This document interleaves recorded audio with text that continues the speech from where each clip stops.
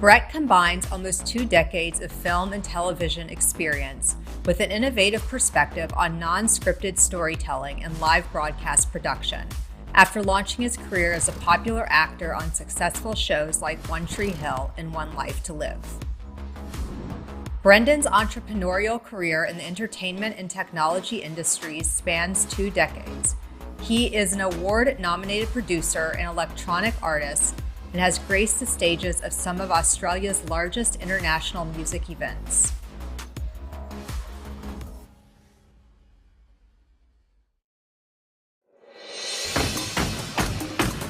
All right. Welcome to the Fantasy Football Cause. It's the best!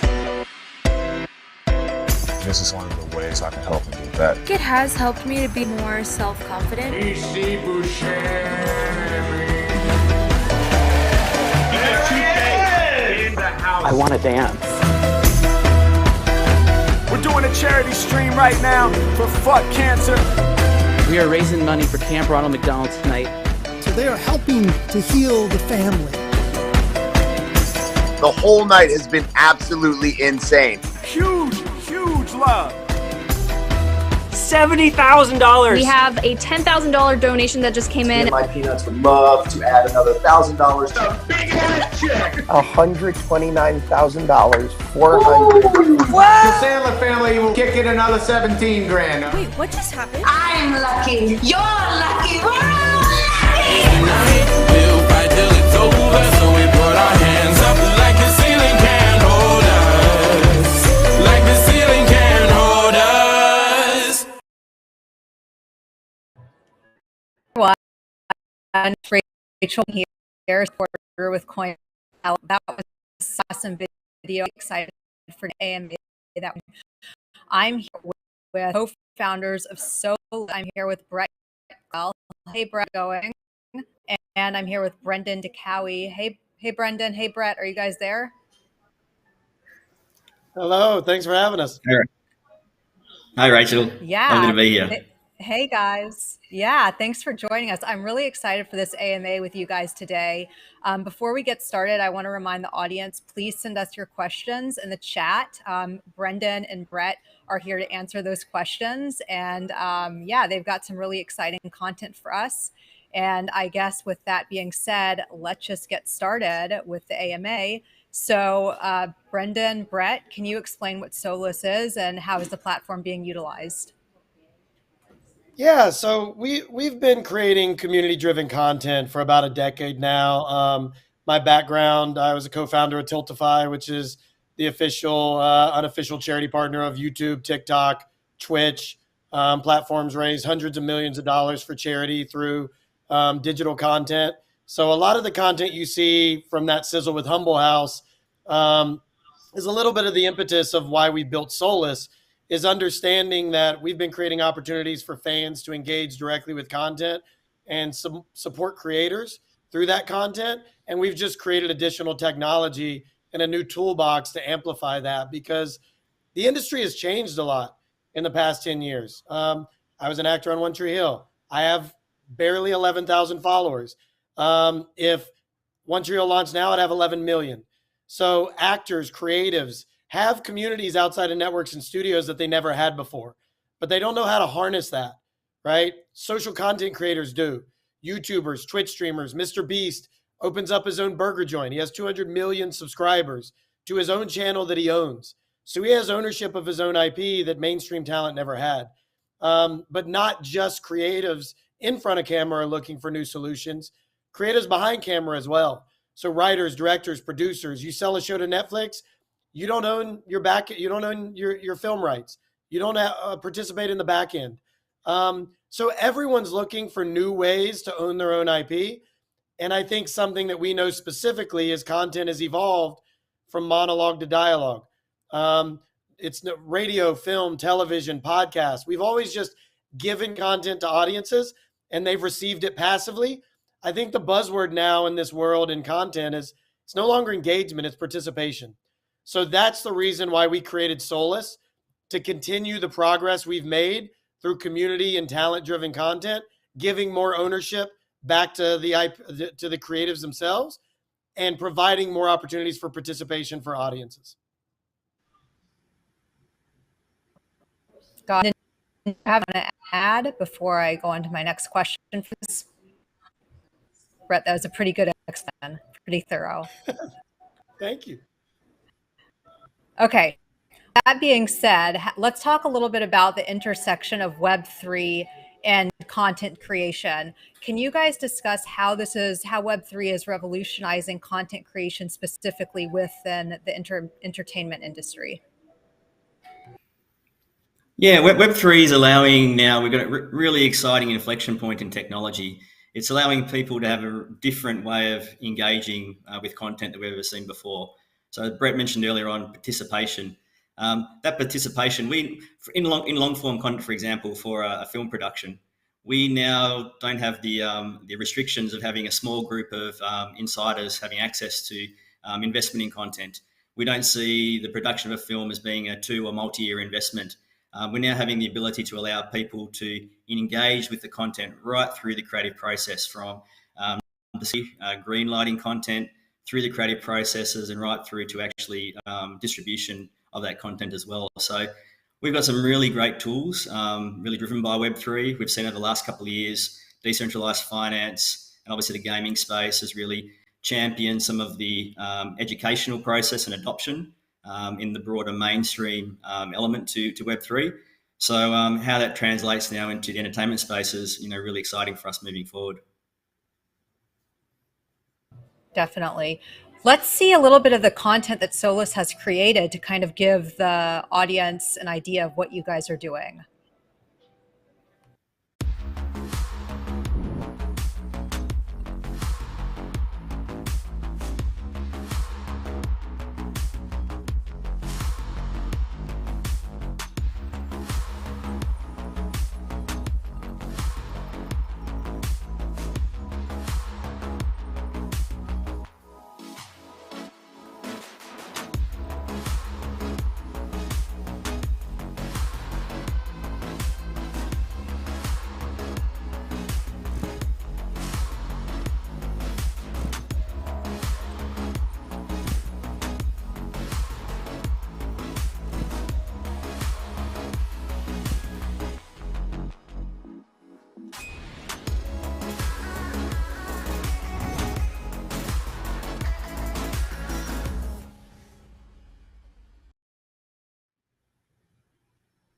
Cool. Nice video. So what did we just see? Let's go into some detail there about what this is and the specific use case. I think something that's important to highlight about Solis, our team, our content is there's a lot of communication out there in the world that Web3 is some brand new thing.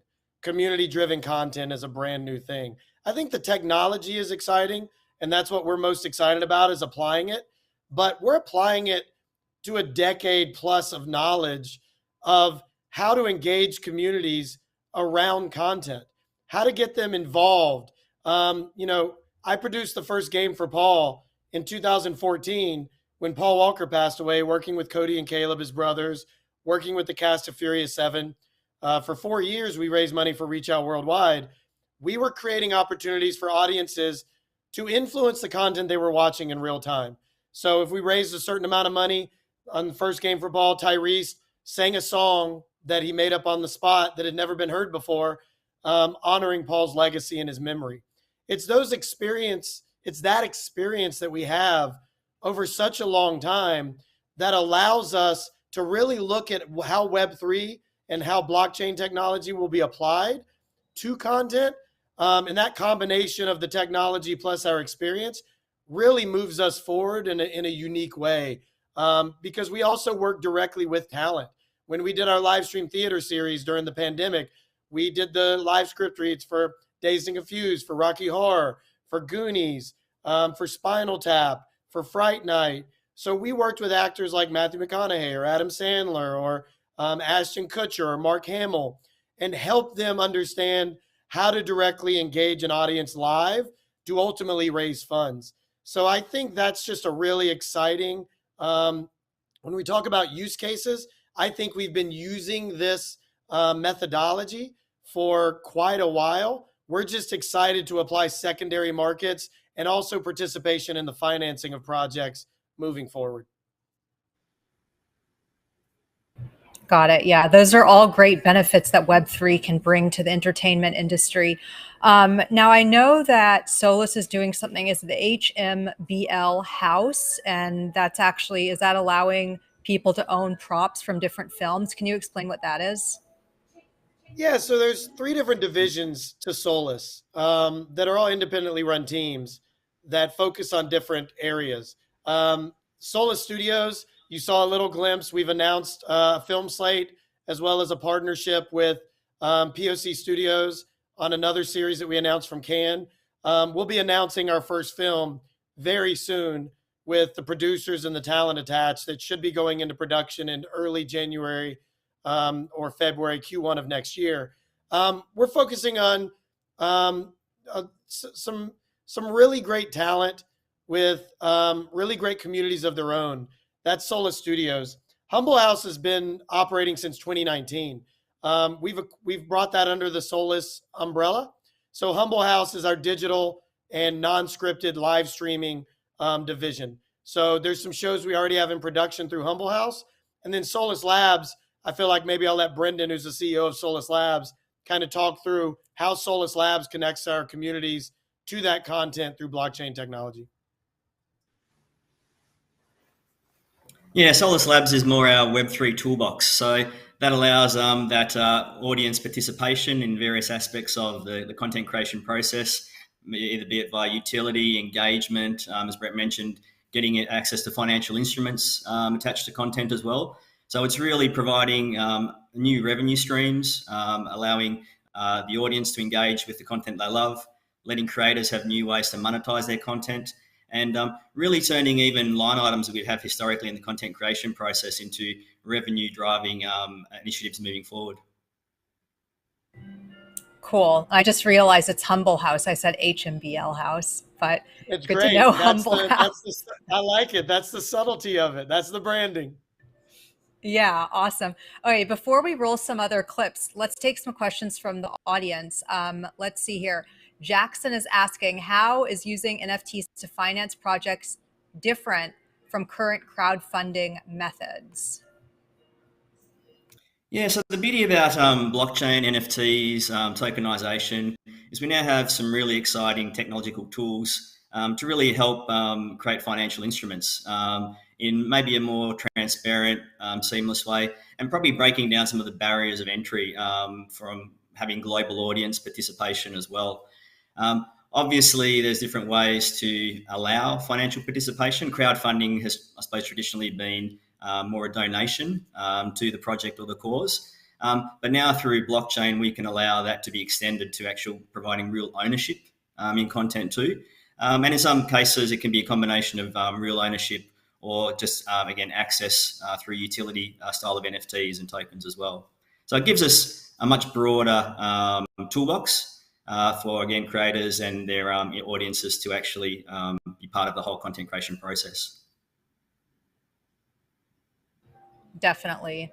Yeah. I mean, NFTs with real world utility tied into them, that's so important right now, seeing those use cases. Brett, did you want to add anything there? There's a myth that feels like it's permeating this Web3 community that only undiscovered talent has an issue creating the stories that they want to tell, right? Financing their films, funding their projects. It is a problem that exists across the board. I know lots of friends or members of my network that you would consider celebrities, right? That horrible buzzword. But they have problems getting their projects funded as well.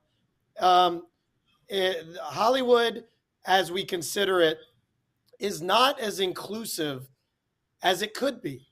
And I think that's why we branded ourselves Solis, is the sun doesn't discriminate who it shines its light upon, right? And we believe that everyone should have access to find a way to tell the stories that either they are passionate about or stories that need to be told.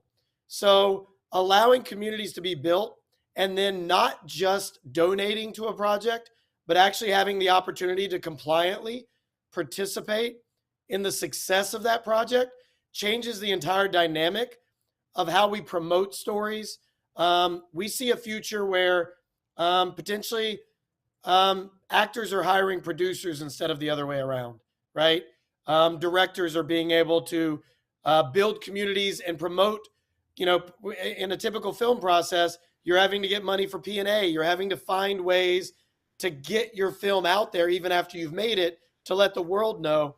I think we're going to change the way that even happens. So the way that we promote projects even changes and becomes more organic. So I think that's the exciting use of blockchain, is that people feel like they're a part of the process, not as an afterthought, but as a forethought.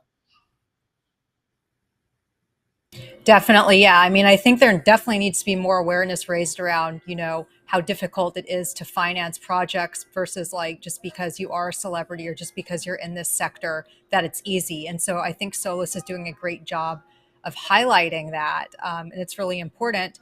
That being said, we've got a few clips. I want to run those clips real quick just to give the audience an idea of examples.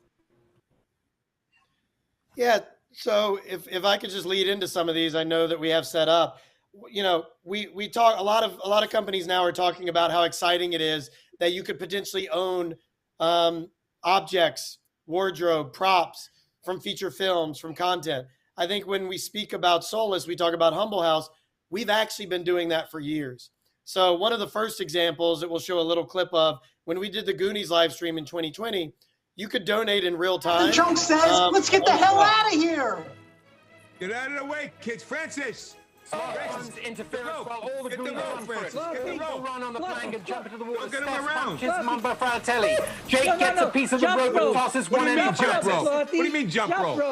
Jump rope. Oh, jump rope. Jump rope. All right. Come on. Ring around the posy. Pocket full of posy. So one of the things we just highlight there is Josh Gad was amazing. He filled in as our sloth, and he had the best time of his life. If you can't tell, it was a dream come true for him. But you could donate live during a live stream to actually own Sloth's Superman t-shirt. So the benefit of the toolbox we built now with Solis Labs is we can now authenticate that through blockchain technology, where there could be a secondary market. The beneficiary of that donation was No Kid Hungry. We raised $150,000 plus for a charity in a few hours. We had 1 million live viewers for that live stream. Now there could be a secondary market where No Kid Hungry could make money forever off that item. That's what's really exciting, is we're not doing something new. We're just adding new technology to experience and content we've been creating for a long time. Awesome. That's so cool that you can donate and get those assets. Go ahead, Brett. I know we've got another clip. You're probably going to lead into that. So we also, I think we just to highlight some of the projects we have coming up, we worked with the co-founders of the Poetry Lounge, which is the longest running open mic poetry lounge in the country, 25 years, co-founded by Shion Van Cleef and Dante Basco, who most of the world knows as Rufio from Hook or Prince Zuko in The Last Airbender. And it was a nationally broadcast show on Fox. When my daughter gets older and learns more words, when she comes to me and asks me about Christmas, I am sure I will tell her the story of baby Jesus, of Santa and reindeer. I'm sure I will tell her about the trees and the lights and the gifts and how one could feel so warm on such a cold day. When my daughter comes to ask me about Christmas, I will tell her about the North Pole and the snow and all of the other things I never experienced as an LA boy. So Javon's amazing. Hilarious. We had some great performances. It was all Black poets highlighting for that community. We partnered with Fox Soul. We had Rosario Dawson on it. Aloe Black performed music.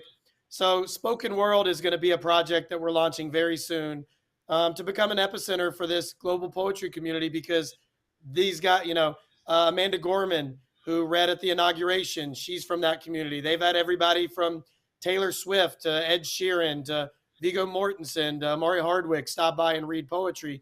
So we really want to create inclusive environments to build global communities, to actually, when at the same time, part of that concept is as poetry curriculum is being pulled out of schools, we want to create open source poetry curriculum through that community to keep poetry alive and keep spoken word alive and build a global community that can all support each other across the world. Got it. And now I know you guys have a clip that's supporting a fantasy football cause, which that seems pretty cool. Can we show that, Brett? Yeah. We have a show that we launched last week. We're in our second episode, but it's something that we launched during the pandemic as well. Fantasy Football Cause is hosted by John Brotherton, who you might know from The Conjuring or Fuller House or Furious 7. Jay Hayden, who's on Station 19 on ABC. Zach Sudfeld, the other co-host, was a New York Jet and a tight end for Tom Brady with the New England Patriots. So we have a celebrity league that this revolves around, where each team is raising money for a different charity, and it's a weekly fantasy football show that's pretty fun.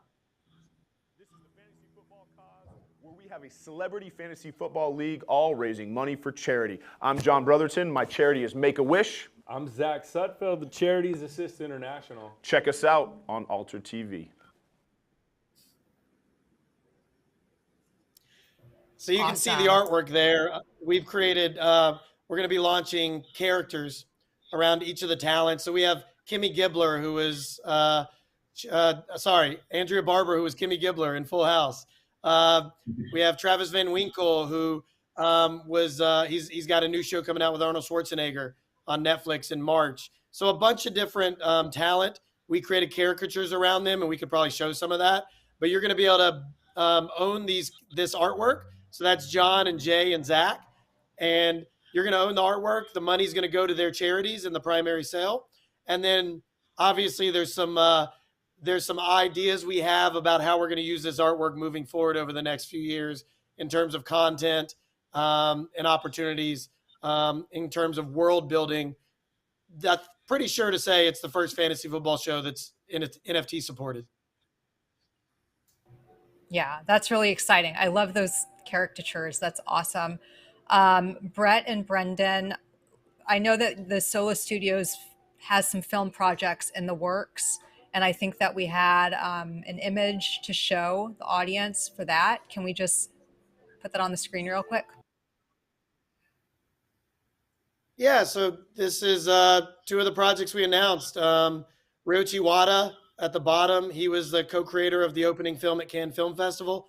So we are partnered with him on a series called Ninja Mask, which is obvious. You don't need to say much about how NFTs play into something like that. And then Kodiak Pictures produced Chicago 7, Oscar-nominated film. Defiant Studios, Eric Fleischman over there was early at Blumhouse. Genius in terms of the certain genre. We cannot talk about the talent or the producers yet on that project, unfortunately, but we can say that we have some very high profile and successful talent attached to those projects that we're really, really excited about. So we want you to be able to use our marketplace and our ecosystem to engage with films that you go to theaters to enjoy. We believe that when you leave a theater, or even before you go to the theater, there should be experiences for you to participate in that process. Shouldn't be a dead end once you leave, and you should feel like you're a part of it when you go into the theater or watch it on your couch. So that's what we're excited about doing.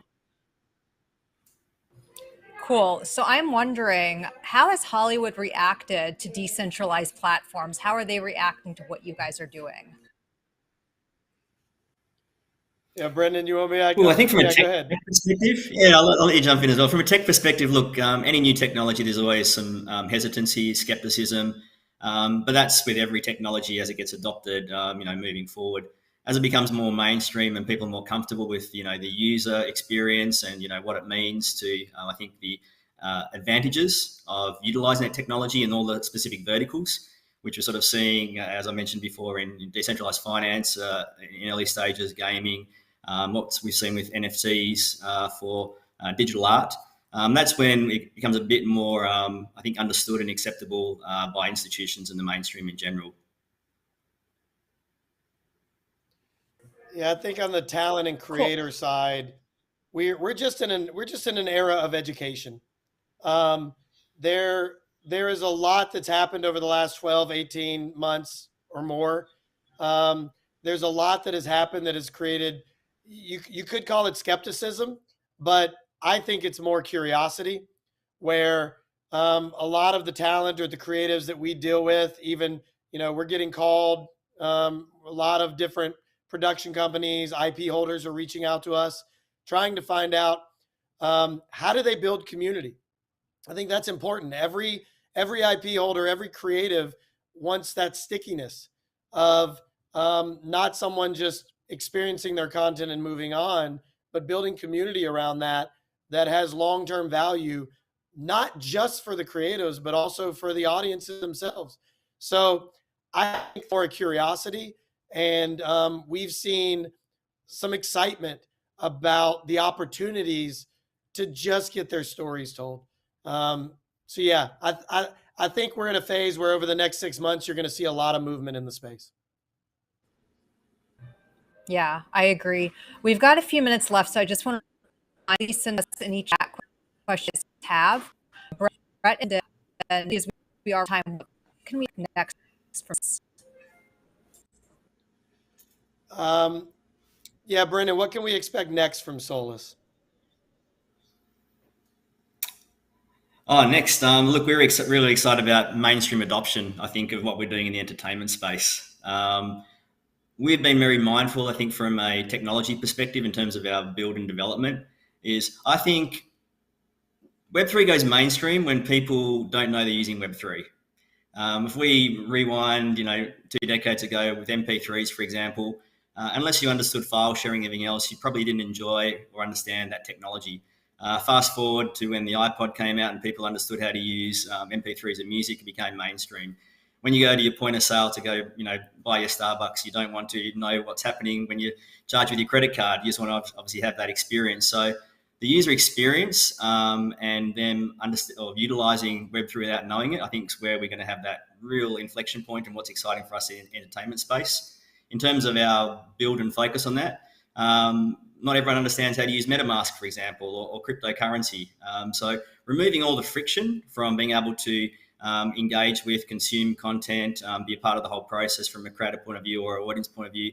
So I think what's really exciting, if people want to come to our, technology platform and be passwordless, be mint-free, be gasless, all these things we've considered, pay with fiat and not really have to, be aware of the blockchain element behind it.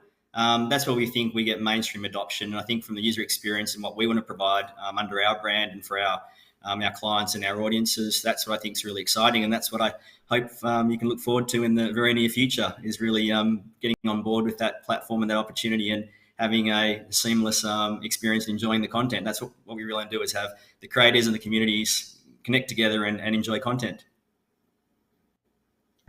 I think that's something we did not mention yet, is we've built the platform and the ecosystem with mainstream adoption in mind.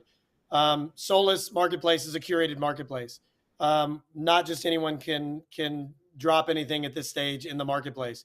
And that is because we want to create an experience of authenticity, create an experience of validation, verification within our marketplace. So our community knows that they're having a very clean, safe experience. Solis is passwordless. We're walletless. So like Brendan said, if you don't understand MetaMask, it doesn't matter. It helps create a wallet directly for you. Essentially gasless. You can use a credit card. So really breaking down those barriers of entry. So created something that hopefully my parents could use. I know they won't be able to, but hopefully they could. And coming up next, we're about to turn the switch on the marketplace. We have our Solis Flares, which is our community NFT that we're going to be launching. 820 of those, because it takes 8 minutes and 20 seconds for light to reach the earth from the sun. So that community will be the light that we shine around the world to highlight projects and participate across everything that we do. And then early in Q1, we'll be launching we'll have our TGE and be launching the Solis token, which allows for further involvement in the content, further participation, further rewards. And there's a lot that we, obviously can't talk about in terms of our growth, but there's a lot coming with Solis. Yeah, I'm glad you mentioned the token, by the way, Brett. That's what I was going to ask about. Good to know that that's coming. So we are actually out of time. So I just want to say thank you again to Brett and Brendan for joining us here for this AMA. I want to say thank you to the audience. Thanks for sending us your questions in the chat. And I just want to remind everyone to subscribe to Cointelegraph's YouTube channel. We do AMAs like this almost every week, if not every week. So I hope to see you guys back again. Brett and Brendan, any final thoughts before we sign off? No, look, we're really excited about the next stages of what we unveil very soon. To the audiences. Yeah, I would say Stay tuned. the sunrise is coming. So we appreciate you having us on, Rachel. And next time we'll get you by our studio and we'll do something live. Awesome. I can't wait. I'm looking forward to seeing you guys again soon. And thanks everyone again for joining us. See you guys later. Bye. Wonderful. Thanks.